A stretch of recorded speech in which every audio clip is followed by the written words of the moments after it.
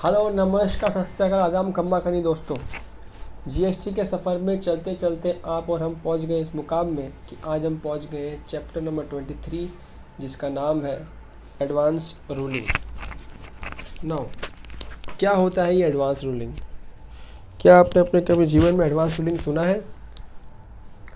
जिस किसी ने भी डीटी कर रखा है उन्होंने एडवांस रूलिंग सुना हुआ है। नाउ आई एम प्रिज्यूमिंग कि जिन स्टूडेंट्स को मैं पढ़ा रहा हूँ उन्होंने डीटी अब तक नहीं पढ़ा है या कुछ टाइम बाद पढ़ना शुरू करेंगे, या टीटी पढ़ा है तो वहाँ पे चैप्टर नहीं पढ़ा है। तो हम एकदम स्टार्ट से समझेंगे एडवांस रूलिंग क्या होता है। एडवांस रूलिंग बिल्कुल समझ लो ऐसा है कि जैसे बाप बेटे का रिश्ता, ठीक है। अगर एक बेटा जब वो नया नया होता है, नया नया कॉलेज जाना शुरू करता है, नया नया स्कूल जाना शुरू करता है, काफ़ी सारी चीज़ें उसे पता नहीं होती। उसके पास दो रास्ते हैं। एक रास्ते वो अपने दोस्तों से पूछे और वो काम करे। फॉर एग्ज़ाम्पल एक नया कॉलेज का नवा नवा लड़का है, एकदम कोला कोला, अभी कॉलेज जाना स्टार्ट किया 11वीं में। जैसे उसने कॉलेज जाना स्टार्ट किया, उसने देखा आसपास में बहुत सारे लोग हैं जो सिगरेट पी रहे हैं, आप लोग की भाषा में सुट्टा मार रहे हैं, कुछ लोग हैं जो अफीम ले रहे हैं, एक्सेट्रा एक्सेट्रा। अब उसको लगा, उसको मन के बच्चे ने बोला नहीं यार गलत हो रहा है तो, लेकिन फिर क्या करेगा? उसके पास दो रास्ते हैं। या तो अपने दोस्तों से पूछे, वही दोस्त जो खुद चर्ची हैं कि मैं पीऊँ कि नहीं, तो वो क्या आंसर देंगे बाय डिफ़ॉल्ट? पिए भाई, बहुत अच्छा होता है। कुछ अच्छे दोस्त भी होंगे उसी क्लास में, तो क्या बोलेंगे नहीं ये सब अच्छा नहीं होता है, मत पी। तो बच्चा क्या हो जाएगा? कंफ्यूज।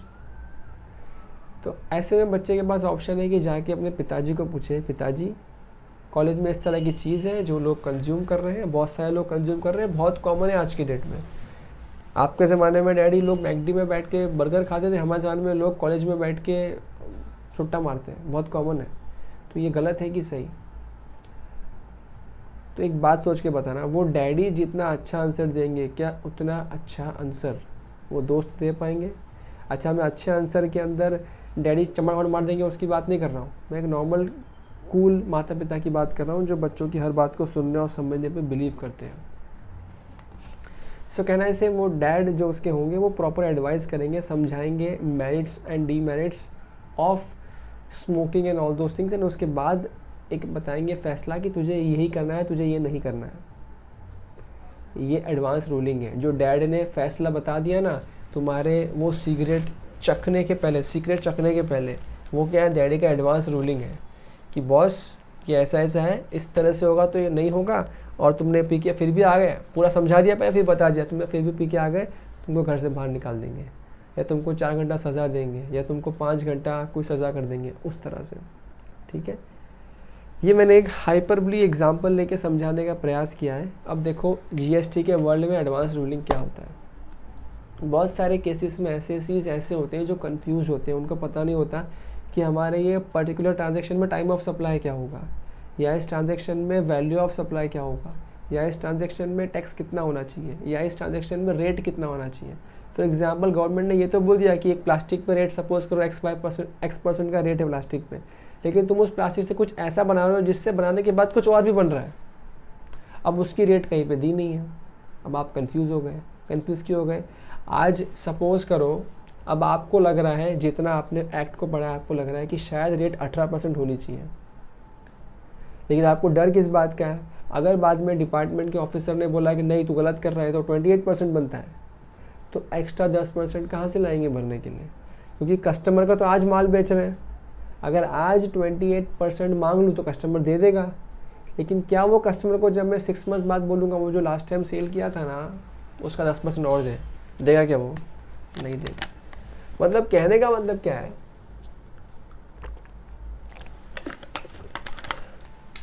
कि जो ये एसएससी है, ये टैक्स पेयर है, ये सप्लायर, ये दुखी है, या मोर ऑफ दुखी से ज़्यादा ये कंफ्यूज्ड है कि एक्स पर्टिकुलर चीज़ में क्या करूँ, मुझे समझ नहीं आ रहा। तो बेस्ट रास्ता क्या है? वो चले जाए डिपार्टमेंट के पास। अब डिपार्टमेंट पे जाने का एक तरीका यहाँ पे बताया गया है कि कौन से डिपार्टमेंट के पास जाना है और किस तरह से वहाँ पे जाके बात करनी है। तो जस्ट समझ के चलो। यहाँ पे देखो, आप यहाँ पे देख लो, 2 अथॉरिटीज़ हैं हमारे पास यहाँ पे। एक है अथॉरिटी ऑफ एडवांस रूलिंग, जिसको हम बोलेंगे प्यार से आर, और दूसरा है appellate authority for advance ruling, जिसको हम बोलेंगे आर। ठीक है, तो ये जो आर या आर है, यहाँ पे हम जाके हमारी अर्जी देते हैं। ये कौन होते हैं? ये बड़े बड़े ऑफिसर्स होते हैं जो जीएसटी के जानकार होते हैं। जो आपके जुरिस्डिक्शन ऑफिसर लोग हैं वो थोड़े एक लेवल 2 लेवल नीचे आते हैं, जो आपसे डील करते हैं। उनके काफ़ी ऊपर के लेवल के ऑफिसर्स होते हैं जिनको ये स्पेशल काम दिया जाता है, बिकॉज जहाँ पे आप कंफ्यूज हो देयर आर हाई चांसेस कि आपका जो रेगुलर ऑफिसर वो भी कंफ्यूज हो जाए। तो हायर अथॉरिटीज़ है जिनका नाम क्या है? अथॉरिटी ऑफ एडवांस रूलिंग या फिर appellate authority of advance ruling. आप इनके पास जाते हो, इनको अपनी समस्या बताते हो, ये कहते हो कि साहब मेरे को डर लग रहा है कि इसमें क्या होगा, समझ नहीं, आप प्लीज़ आप बता दो। तो वो डिपार्टमेंट वाले या वो जो अथॉरिटी वाले वो आपसे सब डॉक्यूमेंटेशन लेते हैं और उसके हिसाब से एक फ़ैसला सुनाते हैं विद इन 90 डेज़ कि हाँ ये फ़ैसला है हमारा। और ये जो फ़ैसला वहाँ से निकल के आता है, अब वो फ़ैसला बाइंड करता है जिस ऑफिसर ने वो फ़ैसला दिया उसके ऊपर भी, और जो तुम्हारा जुडिशियल ऑफिसर है उसके ऊपर भी, और आपके ऊपर भी। और फिर उसी के हिसाब से उस पूरे केस में, आपके केस में काम होगा उस एक्स पर्टिकुलर चीज़ जिसके बारे में आप गए हो वहाँ पे, उसके लिए। ये याद रहे, आप जो सवाल पूछने गए आपको उसी का जवाब मिलेगा, किसी और का जवाब नहीं मिलेगा। हमारे एग्जाम्पल में अगर डैड से पूछने गया था स्मोकिंग वाले, स्मोकिंग का जवाब मिलेगा। डैड सामने से नहीं बताएंगे कि दारू भी मत पीना कभी ज़िंदगी के अंदर, क्योंकि डैड सोचेंगे अगर दारू का इसको पता ही नहीं तो दारू क्यों, तो why should I speak voluntary about alcohol. ठीक है, सो ये मैंने एक मोटा मोटी बता दिया कि एडवांस रूलिंग में क्या होने वाला है और क्या हो सकता है। ठीक है, याद रहे 2 पप्पा लोग हैं, एक आर और एक बड़े पापा दादा, विच इज़ ए आर। ठीक है, याद रहे हम लोग पूरे चैप्टर में ऐसे ही बोलने वाले हैं, या तो हम पापा के पास जाएंगे या फिर हम दादा के पास जाएंगे। ठीक है, रिसेंटली इस चैप्टर में हमारे फाइनेंस एक्ट के अमेंडमेंट की वजह से आपको आगे मिलेगा। उस फाइनेंस एक्ट के अमेंडमेंट की वजह से अब हमारे पास में परदादा भी आने वाले हैं, which is national appellate authority. तो वो अभी तक यहाँ पे नहीं है, जब आएगा तब बताऊँगा। और तो कुछ खास नहीं है, चीज़ें यही कवर्ड है। फिलहाल आगे चलते हैं। मुझे लास्ट में लेक्चर वाइंड अप करने के पहले बता देना कि कुछ बताना है मुझे परदादा के बारे में। ओके, चलते हैं आगे। What is role of advance ruling? मैं ऑलरेडी बता दिया अभी एडवांस रूलिंग का मेन रोल क्या है। यहाँ देखो ब्रॉड ऑब्जेक्टिव्स क्या है, क्या पर्पस था ये मैकेनिज्म को लाने का। सबसे पहला, provide certainty in tax liability in advance. देखो, जब भी आप कोई बिजनेस करते हो ना, आपको सर्टेनिटी होना बहुत ज़रूरी है कि आपको बिजनेस करते वक्त, प्रोडक्ट की डिज़ाइनिंग करते वक्त, प्रोडक्ट को बेचने के पहले you need to be aware कि बॉस इस प्रोडक्ट पे मेरा प्रॉफिट कैसे होगा। और वो प्रॉफिट बहुत काफ़ी हद तक डिपेंड करता है आपके टैक्सेशन पे भी। कई बार टैक्स का ज्ञान नहीं होने की वजह से आपको लग रहा था प्रॉफिट, बाद में लॉस में कन्वर्ट हो जाता है वो चीज़। तो अगर किसी चीज़ में कन्फ्यूजन है और आप जाके इन अथॉरिटी वाले यानी कि पापा और दादा से जब आप ले लेते हो प्रॉपर रूलिंग, उनका फ़ैसला ले लेते हो, तो उस फैसले के दम पे आप आगे काम कर पाते हो, माइंड कन्फ्यूजन ख़त्म हो जाता है। तो नेक्स्ट क्या है? Attract FDI. ये तो बहुत बड़ा पॉइंट है। अगर आपने रिसेंटली किसी ने वो वोडाफोन वाला केस सुन रखा है,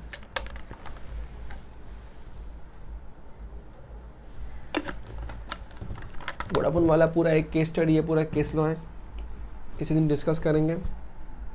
वोडाफोन वाले केस लॉ में किस तरह से हमारे इंडियन टैक्स सिस्टम ने टैक्स वसूली करने के लिए किस तरह से रेट्रोस्पेक्टिव अमेंडमेंट किया पहली बार इनकम टैक्स के अंदर, और उससे वसूली करने के लिए कहाँ कहाँ पहुँच गए। वोडाफोन वाला इंटरनेशनल आर्बिट्रेशन तक पहुँच गया, वहाँ पे केस जीत गया, सुप्रीम कोर्ट वोडाफोन के साथ था, एंड सो ऑन। बहुत सारी बातें वहाँ हुई थी। कहने का मतलब यह है, जब वोडाफोन का जब केस चला ना, तो वोडाफोन के केस के बाद इंटरनेशनली इंडिया की बहुत बदनामी हो गई, क्योंकि जिस आर्बिट्रेशन में जिस कंपनी ने हमारी इंडिया को आर्बिट्रेशन में घसीटा, वहाँ पे इंडिया हार गया। और सभी ने ये माना कि इंडिया का टैक्स सिस्टम बड़ा ख़तरनाक है, वो लोग कभी भी कुछ भी कर लेते हैं, रेट्रोस्पेक्टिव अमेंडमेंट कर देते हैं और हम फंस जाते हैं। भाई, जब हम इंडिया में पैसा डाल रहे हैं तब तो हमें पता है कि एक्स अमाउंट डाल रहे हैं, वाई अमाउंट का टैक्स है, जेड अमाउंट प्रॉफिट है। हमने तो वो सब सोच के इंडिया में लगाया करोड़ों रुपया। अचानक गवर्नमेंट ने बोल दिया कि हम ऐसा मान के चल रहे हैं कि 20 साल पहले से ये था टैक्स, तो अचानक से तो बदल गया टैक्स का सिस्टम ना। तो बहुत अनसर्टेनिटी थी और इंडिया में एफडीआईज़ को आना बंद हो गया था। अब इसीलिए रिसेंटली, अगर आपको पता है, आप न्यूज़ फॉलो कर रहे हैं, तो निर्मला ताई ने वापस क्या किया है, वापस अमेंडमेंट लेके आए हैं, नया बिल रख दिया संसद में, जिसके बाद ये जो रेट्रोस्पेक्टिव अमेंडमेंट इन्होंने किया था वोडाफोन वाले केस के टाइम पे, उससे इंस्पायर्ड होकर उसको वापस ले लिया गया और बोल दिया कि हम ये अमेंडमेंट को नहीं एक्सेप्ट कर, नहीं मान रहे। जो बच्चा डीटी पढ़ चुका है हल्का फुल्का भी, उसने पूरा केस लॉ देख रखा होगा, और नहीं भी देख रखा तो देखना चाहिए, और नहीं देखा तो एक दिन हम डिस्कस करेंगे फॉर श्योर, बहुत इंटरेस्टिंग केस पे है। ओके, तो इन शॉर्ट एडवांस रूलिंग से क्या होता है, सर्टेनिटी खत्म हो जाती है, अल्टीमेटली मालूम पड़ जाता है पहले से कि हाँ इतना ही टैक्स होगा, लिटिगेशन कम हो जाता है। देखो ना, अगर मैं एडवांस रूलिंग ना लूँ, सपोज मैं कन्फ्यूजन के स्टेट में रह जाऊँ और एडवांस रूलिंग ना लूँ, तो क्या होगा, मेरे मन में कुछ है, कल को 1 साल बाद ऑफिसर के ध्यान में आया कि ये तो गड़बड़ लग रहा है, इसमें इतना नहीं, इसमें तो 28% होना चाहिए था, और सपोज मैंने 18% भर रखा है, तो वो क्या करेगा, वो मुझे नोटिस भेजेगा, मैं बोलूँगा नहीं साहब ऐसा नहीं, ऐसा एसम्पशन लेके ऐसा करो आप, फिर वो बोलेगा नहीं ऐसा नहीं, ऐसा करना है, फिर बोलूँगा ऐसा नहीं ऐसा। हम ऐसा करते करते क्या होगा, आपको पता ही इंडिया का सिस्टम में हायरार्की क्या है, जुडिशियल सिस्टम का, हम ऐसे करते करते कोर्टों तक पहुँच जाएंगे, कोर्ट पे कोर्ट, तारीख पे तारीख, इतना लंबा चलेगा लिटिगेशन। और एक इससे अच्छा एक बार एडवांस रूलिंग जाके कन्फ्यूजन सॉल्व कर लिया, नाउ नो लिटिगेशन। एक बार आपका एडवांस रूलिंग का फैसला आ जाता है, उसके बाद आप चुपचाप उसको फॉलो करेंगे। अगर आपका ऑफिसर रोता है, तड़पता है, तो आपको जाके सीधा कॉपी दिखाना है, देखो पापा ने क्या लिख के दिया है, चुपचाप मानो बेटा, उसको मानना पड़ेगा। ओके, रेलेवेंट डेफिनेशन हम लोग जैसे काम पड़ती है तब देखते, वरना नहीं देखते। Questions for which advance ruling can be sort, ये बहुत मज़ेदार चीज़ है कि सर ये तो समझ में आ गया कि हमको वहाँ जाके हमारे डाउट सॉल्व करने, किस किस प्रकार के डाउट सॉल्व कर सकते हैं हम वहाँ जाके। तो क्या बोला, क्लासिफिकेशन ऑफ एनी गुड्स और सर्विस और बोथ, हमें समझ नहीं आ रहा है ये पर्टिकुलर चीज़ गुड्स है या वो सर्विस है, किसका सप्लाई, जाके बात कर सकते हैं। Applicability of notification issued under provision of CGST act, सरकार ने नोटिफिकेशन इशू किया है, हमें नहीं समझ में आ रहा वो हम पे एप्लीकेबल है कि नहीं, जाके उनसे पूछ सकते हैं। Determination of time and value of supply, भाई टाइम और वैल्यू ऑफ सप्लाई मुझे कैलकुलेट करने को नहीं जम रहा है या गड़बड़ लग रहा है, तो मैं जाके पूछ सकता हूँ। Admissibility of ITC of tax period of or deemed to have been paid, कुछ ITC को लेकर कन्फ्यूजन है, वो जाके मैं पूछ सकता हूँ। डिटर्मिनेशन ऑफ लायबिलिटी टू पे टैक्स ऑन गुड्स और सर्विस और बोथ, सब कुछ भी आता है बट मेरे को टैक्स लायबिलिटी निकालने नहीं जम रहा, बिकॉज मेरे जो ट्रांजेक्शन है वो बहुत डिफरेंट काइंड ऑफ ट्रांजेक्शन है।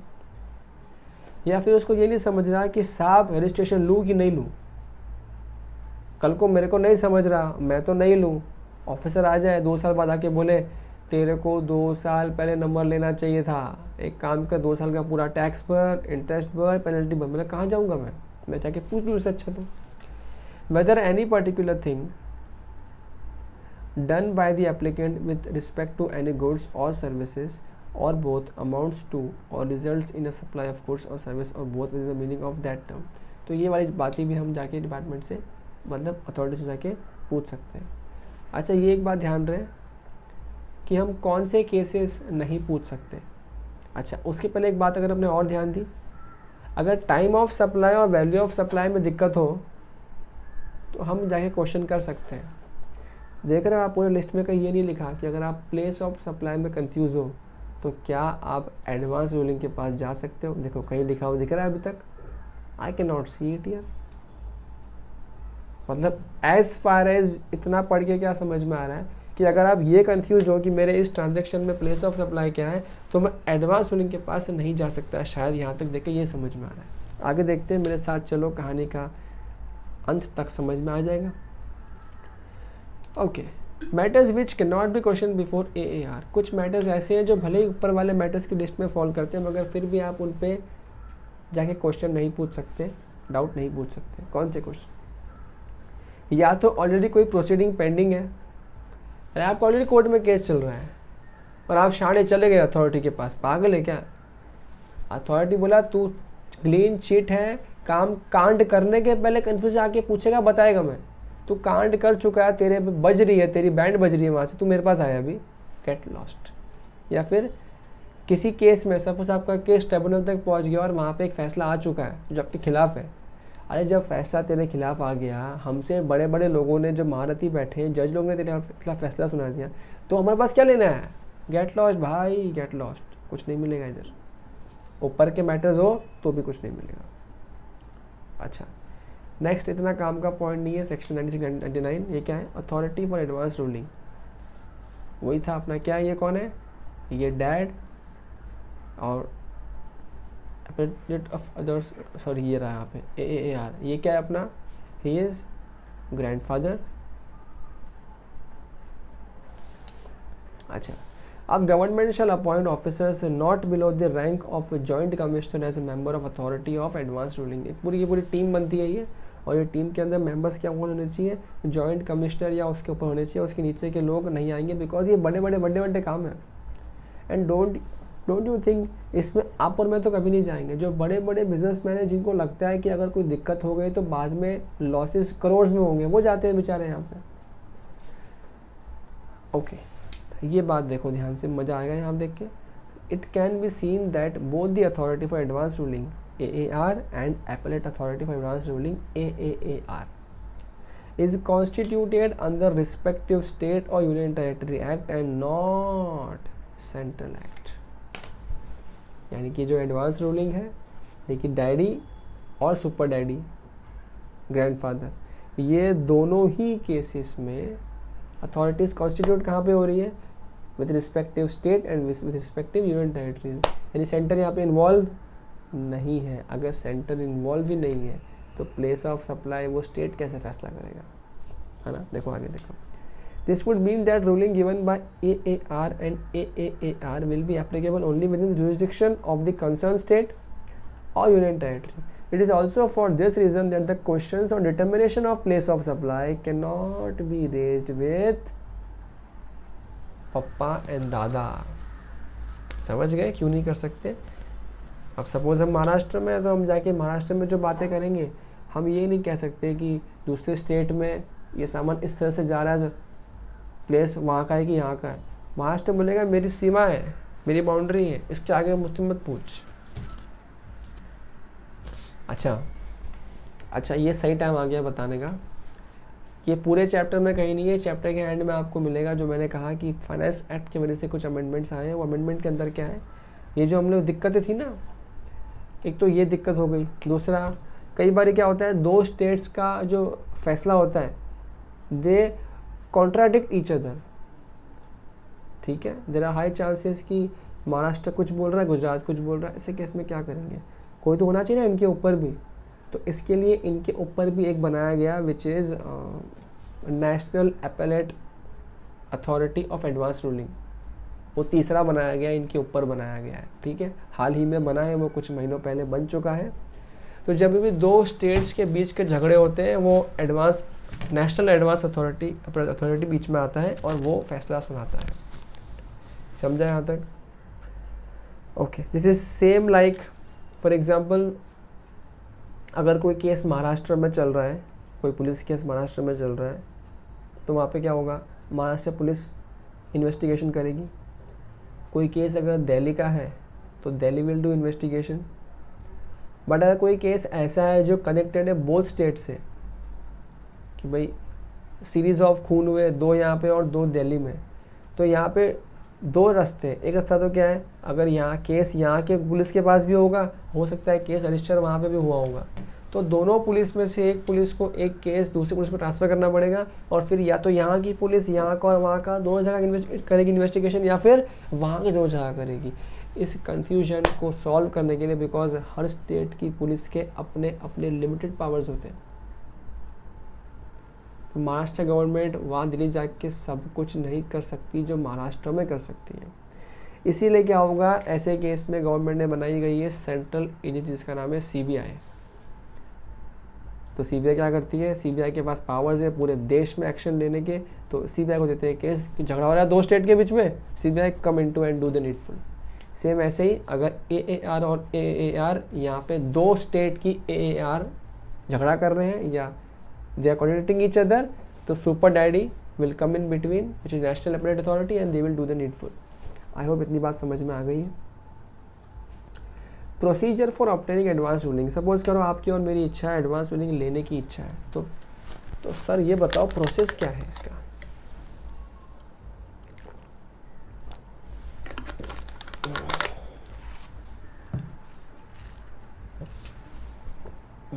प्रोसेस क्या है, सबसे पहला जिस एप्लीकेंट की इच्छा है कि उसको एडवांस रूलिंग चाहिए, फैसला चाहिए, क्या करेगा वो? Should make an application to papa, देखो पापा है, पापा के पास जा रहा है, इन प्रिस्क्राइब्ड फॉर्म, कौन सा form? GST ARA 01 and manner, और साथ में क्या देगा? 5000 रुपीज़ का फीस देगा। अच्छा, अब ये यहाँ पे डिटेल में नहीं लिखा है, बट माइंड इट, हम लोग जो पढ़ रहे हैं, हम लोग CGST एक्ट पढ़ रहे हैं, तो ये पेनल्टी किसका होगा? ईदर ऑफ का है, यानी किस, सॉरी पेनल्टी नहीं, ये फीस किसका होगा? ईदर ऑफ दी का होगा। तो this 5000 could be only for C और S, इसका मतलब दूसरा आपको 5K और भरना पड़ेगा। तो this would be 5000 for C, 5000 for S as application fees. ठीक है, this is as per my knowledge, जो मुझे समझ में आया है। अगर इससे बेटर आपको पता हो तो प्लीज़ आप मुझे बता दीजिए। Upon receipt of an application, the papa shall send a copy of application to the concerned officer and if necessary call for relevant records from the concerned officer।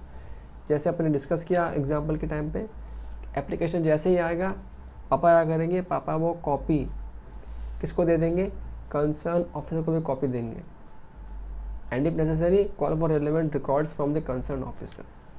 ये कंसर्न ऑफिसर कौन है? जो भी officer आपके case को देखने वाला है वो ऑफिसर। फिर क्या होगा? ये जो डैडी है, may examine the application along with the records and may also hear the applicant, thereafter he will pass in order either admitting or rejecting. यहाँ तक तो बात किसकी हो रही है? एप्लीकेशन एक्सेप्ट करने की या ना करने की, क्योंकि वो खुद भी तो चेक करेंगे ना कि वो जो मैटर्स है, जो डिस्कस कर सकते हैं, हमारी अथॉरिटी के अंदर है, वही मैटर तो नहीं मांग रहा है, उसके बाहर मांग रहा तो पहले ही बोल देंगे रिजेक्टेड सर। तो ये लोग रिजेक्ट, ये एप्लीकेशन एक्सेप्ट करेंगे। उसके बाद क्या होगा? Application for advance ruling will be not be admitted. कब एडमिट नहीं होगा? जब ऊपर से का सेम रिपीटेशन है। एडमिट नहीं होगा कब? अगर कोई केस पेंडिंग चल रहा है कहीं और, या फिर डिसाइड हो चुका है कहीं और, तो फिर एडमिट नहीं होगा। अच्छा, ये इंपॉर्टेंट है, अगर एप्लीकेशन रिजेक्ट कर दी जाती है, it should be by way of speaking order giving the reasons for rejection. Sir ये स्पीकिंग ऑर्डर क्या है? सुना है आज तक स्पीकिंग ऑर्डर क्या होता है? क्या होता है स्पीकिंग ऑर्डर?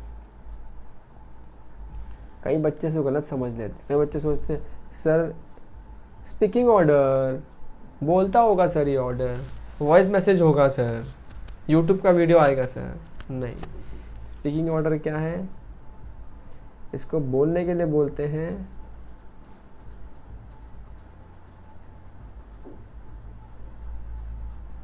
बोलने वाला ऑर्डर।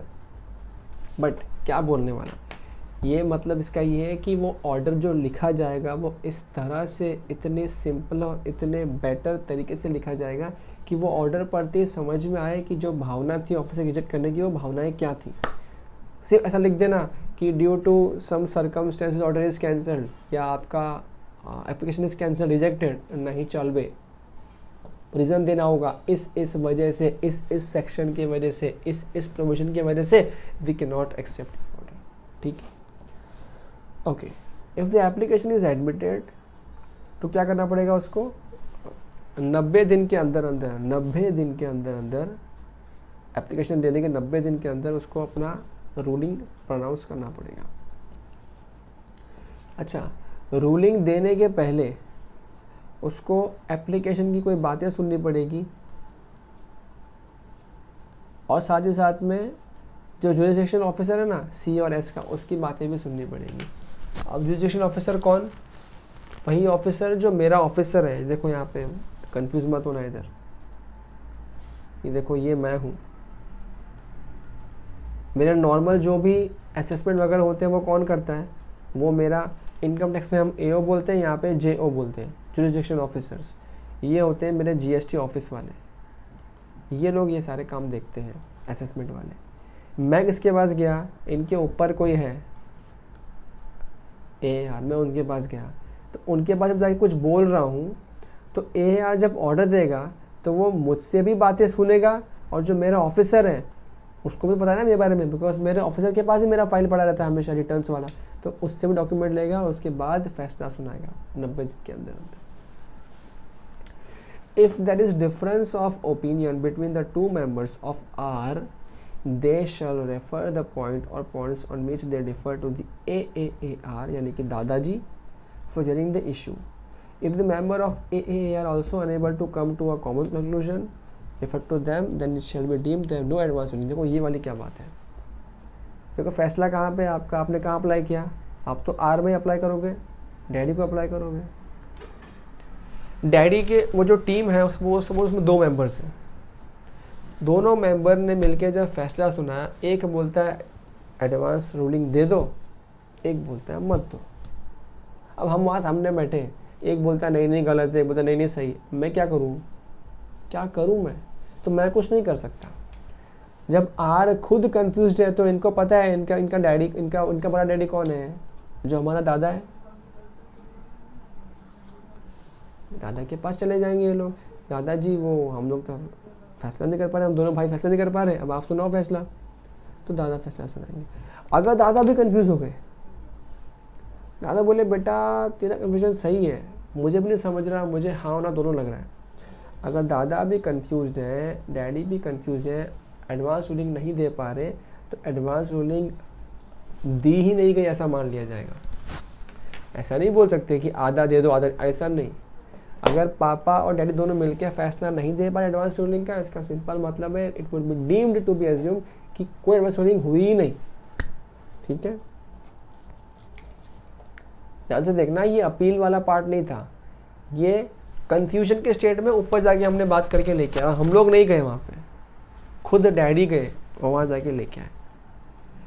अच्छा, जैसे एडवांस रूलिंग हो जाता है उसका कॉपी क्या करना पड़ेगा, advance ruling duly signed by the members and certified, जो भी मैनर्स है वो ठीक है। जैसे ही हो जाएगा, जो एप्लीकेंट था उसको दे देंगे एक कॉपी जो कंसर्न ऑफिसर था जो ये सारे काम कर रहा था डैडी की टीम से, उसको दे देंगे, और एक कॉपी जो हमारा एरिया का JO है उसको भी दे देंगे। तुम तीनों समझ के रह लो, आगे इसका कोई दिक्कत होगा तुमको ऐसे ही काम करना है। समझियो क्या? This was the entire process of how you can go and apply for advance ruling. अब आप भी किसी क्लाइंट के लिए बात करो और जाओ एडवांस रूलिंग में अप्लाई करो। जिसको सीखना एडवांस रूलिंग एक्चुअल में कैसे करना है, सबसे सिंपल फंडा है, catch any of your client, create a doubt not only in your mind but in the others mind, then after ask him sir solution है, आगे जाके लिटिगेशन में फंस जाओगे, लाखों रुपए का बैंड बच जाएगा, बेटर है 5000 रुपीज़ का फीस भरो, अप्लाई फॉर एडवांस रूलिंग, फैसला आ जाएगा, अपने काम कर लेंगे वो हिसाब से, वो एग्री कर जाएगा और आप ये सब प्रोसेस सीख जाओगे लाइव और आपका काम बन जाएगा, है ना। चलो, appeals against order of R to the appellate authority. Now ये क्या है, उस पुराने वाले केस में क्या हुआ था, कंफ्यूज थे तो डैडी के पास गए। अब वाले केस में क्या है, हम गए आर के पास, डैडी के पास, तो डैडी क्या करेंगे, डैडी फैसला सुनाएंगे। अब वो फैसला से दोनों में से कोई भी इंसान दुखी हो सकता है, या तो मैं खुद यानी कि एप्लीकेंट, या फिर जो मेरा JO है जुरिडिक्शनल ऑफिसर, वो दुखी हो सकता है। दोनों में से जो भी दुखी होगा, इनके पास अधिकार है कि वो बोलेंगे हमको डैडी का फैसला पसंद नहीं है, हम दादाजी से बात करेंगे। तो क्या चले जाएंगे, या तो ये या तो ये, दोनों में से जिनका मन करेगा they can go and approach AAAR। समझा? लेकिन ये कब तक अप्रोच करना होगा, एडवांस रूलिंग का जो ऑर्डर देगा डैडी उसके 30 दिन के अंदर अंदर। एक्स्ट्रा 30 दिन दिया जा सकता है अगर सेटिस्फाई करे, कोई रीज़न वैलिड था तो। अच्छा, जब डैडी को अप्लाई किए तो डैडी क्या पुराने, ज़्यादा पुराने डैडी तो नए फ्रेश हैं, तो डैडी ने सस्ते में काम कर दिया 5000 में। लेकिन दादाजी तो बहुत एक्सपीरियंसड है, तो दादाजी ने बोला मैं तो 10,000 फीस लूँगा। आई होप ये याद रह जाएगा आराम से, ठीक है। अच्छा, हाउएवर, अच्छा ये देखो, ये और नाइंसाफ़ी है। देखो यहाँ देखो, मज़ेदार बात देखो, अगर दुखी, जैसे आपकी भाषा में दुखी मतलब कौन, एग्रीव्ड, अगर वो एग्रीव्ड एप्लीकेंट है तब तो उसने पहले 5000 भरा था, अब 10 भर और जाके रोले उसके दूसरे के सामने। लेकिन अगर एग्रीव्ड आपका ऑफिसर है JO, तो JO जाके अप्लाई तो करेगा AAR में, लेकिन वो कोई पैसा नहीं भरेगा। ठीक है, देखो ये याद रखना ये बात।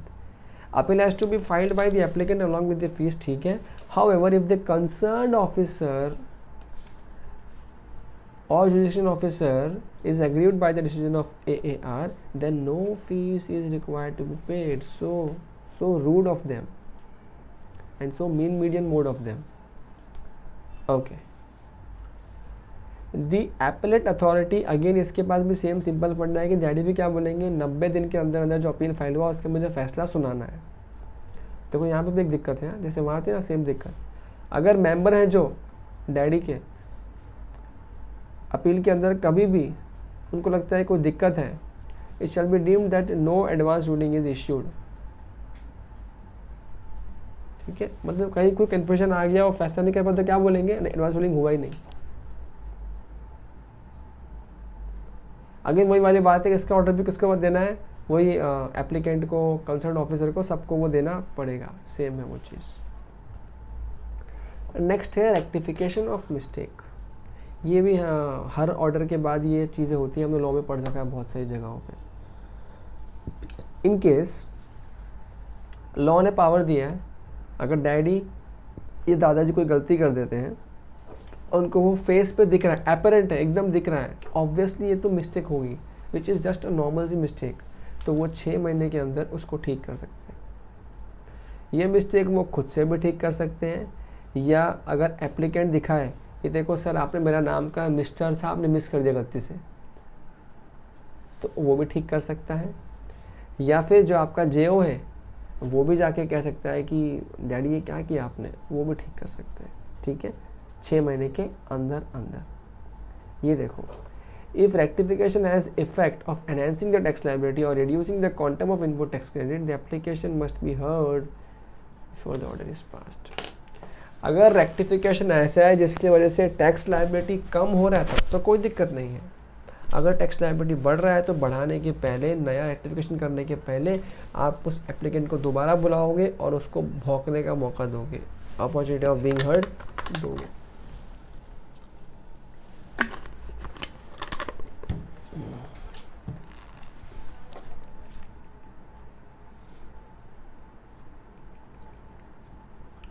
अच्छा, कोई बंदा ये क्वेश्चन पूछ सकता है, सर ये जो एडवांस रूलिंग का हम लोग ये फैसला लेके आए, ये कितने दिन की वैलिडिटी है इसकी? इसकी वैलिडिटी अनलिमिटेड है, लेकिन रिस्ट्रिक्टेड है। कहाँ तक? जिस बंदे के लिए ये फैसला सुनाया वहाँ तक, जिस बंदे को ये फैसला सुनाया वहाँ तक, उसके जेओ तक और कंसर्न ऑफिसर तक ही ये लिमिटेड है। प्लस जिस ट्रांजैक्शन के, जिस क्वेरी के लिए पूछा गया था वहाँ तक ही लिमिटेड है। और ये कब तक वहाँ तक भी सीमित रहेगा, वैलिड रहेगा, जब तक उस कानून में बदलाव ना हो जाए। सपोजिंग करो कि कोई चीज़ में हमको समझ नहीं आता एग्जेम्प्ट है या टैक्सेबल है, हम चले गए, एडवांस रूलिंग में आंसर आया कि एग्जेम्प्टेड है, तो एग्जेम्प्टेड मानेंगे। अब सपोज करो एडवांस रूलिंग एग्जेम्प्टेड बोलने के 1.5 साल बाद में अमेंडमेंट आ गया एक्ट में, जीएसटी एक्ट में, और अब एक्ट में साफ साफ कह दिया गया है कि ये जो सर्विस जो मैं बात कर रहा था, ये साफ साफ बोल दिया कि ये टैक्सेबल है, अब ये एग्जेम्प्ट नहीं है। तो इन दैट केस वो एडवांस रूलिंग अपने आप कैंसिल हो जाएगा, बिकॉज अब लॉ चेंज हो गया। ठीक है। अच्छा, एक चीज़ और, सपोज करो एक एक्स ट्रांजेक्शन को लेके मैं कंफ्यूज था, मैं एडवांस रूलिंग के पास चला गया, मैंने फ़ैसला ले लिया, उन्होंने मुझे एक फ़ैसला दे दिया। क्या ये फ़ैसला, अब सपोज मेरा एक दोस्त और है, उसका भी सेम ट्रांजैक्शन है मेरी तरह, सेम बिजनेस है, सब कुछ सेम है, वो भी कंफ्यूज में था। उसने बोला कि तू पूछ क्या, मैं पूछ के आ गया, मेरे पास एडवांस रूलिंग आ गया, वही रूलिंग का उसने अपना जेरोक्स रख लिया अपने पास में, बोला मैं भी यही कर लेता हूँ, क्योंकि जब पापा डैडी लोगों ने बोला है तो सोच समझ के बोला होगा। उसने भी वो करना शुरू कर दिया। चाल से क्या? नहीं, एडवांस रूलिंग बाइंड करता है सिर्फ उस पे एप्लीकेंट पे जिसने अप्लाई किया था, और उस ऑफिसर पे जिसने वो दिया था, और एआर पे। किसी तीसरे थर्ड पर्सन पे वो अप्लाई नहीं करता। इन दैट केस वो बंदा, अगर सरकार का कुछ और कहे तो वो बंदा फंस भी सकता है। ठीक है। इन शॉर्ट गवर्नमेंट क्या चाहता है, तुमको तुम्हारे लिए फैसला चाहिए, आओ 5000 भरो। वो ऐसा कॉपी पेस्ट मत कर दूसरे का लेके। अब वो कितना भी बिके चिल्लाए रोए, मेरा तो एकदम सेम ट्रांजेक्शन है, सेम तेल लेने गया, हमने लॉ में लिखा है कि वो जिसको दिया सिर्फ उसको ही मिलेगा, तो तेरा खुद का ले चल। अच्छा, advance ruling to be void in certain circumstances, कुछ चीज़ें ऐसी है जहाँ पे एडवांस रूलिंग सही देने के बाद भी वॉइड हो जाएगा। कब? अगर अथॉरिटी को बाद में मालूम पड़ता है तुमने फ्रॉड तरीके से ऑफिसर को उल्लू लल्लू बना के तुमने उससे ले लिया, या उनको मालूम पड़ता है कि तुमने कुछ चीज़ें छुपाई, तुमसे किसी ने कुछ पूछा ऑफिसर ने, तुमने रॉन्ग बता दिया उसको, तुमने फैक्ट को छुपा दिया, तो उस तरह के अथॉरिटी वाले एडवांस रूलिंग वाले ऑर्डर को वॉइड अप इनिशियो बोल दिया जाएगा कि जिस दिन तुमको दिया था ना ऑर्डर, उसी दिन से वो क्या है, इनवैलिड है।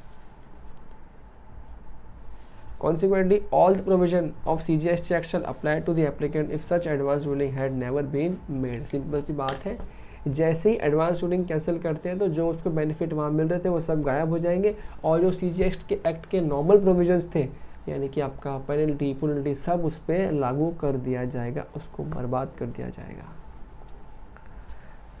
An order declaring advance ruling to be void can be passed only after hearing the applicant। अरे सिंपल सी कहानी है ना, उसका ऑर्डर कैंसिल कर रहे हो तो उसको तो बता के करोगे ना, तो पहले उसको भौंकने का मौका ज़रूर देना।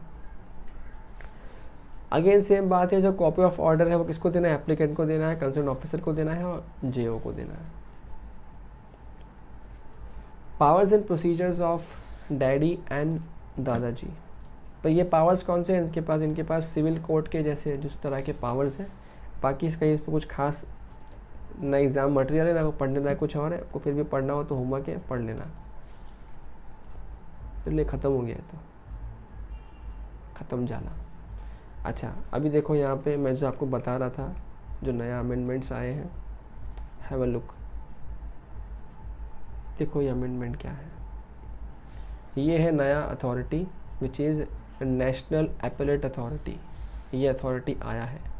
अच्छा, ये अथॉरिटी काम कैसे करता है, जैसे हमारे डैडी और दादाजी करते हैं वैसे ही ये कौन है, ये है पर दादाजी भी वैसे ही काम करते हैं, लेकिन ये कब बीच में आते हैं, झगड़े ऑफ टू स्टेट्स वगैरह होते हैं तब बीच में आते हैं, और उनके ऊपर ये फॉल करते हैं।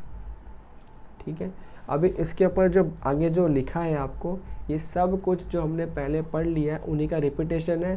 जैसे एग्जांपल ये देखो, constitution of national authority of advance ruling, कि ये जो परदादाजी हैं ये फॉर्म कैसे होंगे, गवर्नमेंट फॉर्म करेगा, कैसे कैसे फॉर्म करेगा, टेक्निकल मेंबर कितने होंगे, टीम मेंबर कितने होंगे, ये सब आई डोंट थिंक ICI ये सब पूछ सकता है।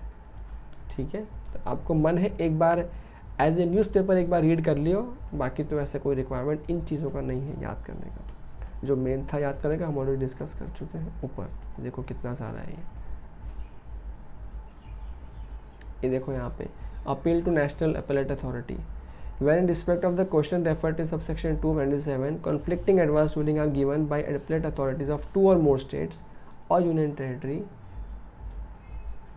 any officer authorized by the commissioner or an applicant being distinct person referred to क्या करेंगे, may prefer an appeal to national appellate authority.